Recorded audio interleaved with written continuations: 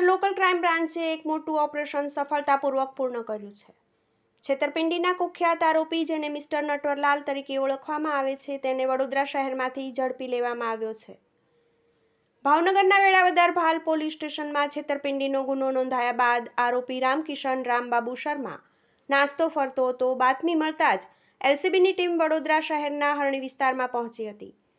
ત્યાં આરોપી શર્મા હાજર મળતા તેની પૂછપરછ કરવામાં આવી, જેમાં તેણે ગુનાનો એકરાર કર્યો।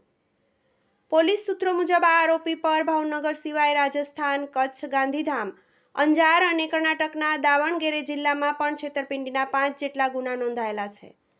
હાલ આરોપીને ધોરણસર અટકાયત કરીને ગંગાજળિયા પોલીસ સ્ટેશનમાં સોંપવામાં આવ્યો છે અને વેળાવદર ભાલ પોલીસ સ્ટેશનમાં જરૂરી કાર્યવાહી હાથ ધરાઈ છે। કુખ્યાત છેતરપિંડિયા શર્માની ધરપકડ સાથે પોલીસને આશા છે કે અન્ય કેસોમાં પણ મહત્વપૂર્ણ કડીઓ મળે તેવી શક્યતા છે। રિપોર્ટ બાય વિપુલ ગોહેલ, સંજય રાવલ સાથે એસબી ન્યૂઝ, ભાવનગર।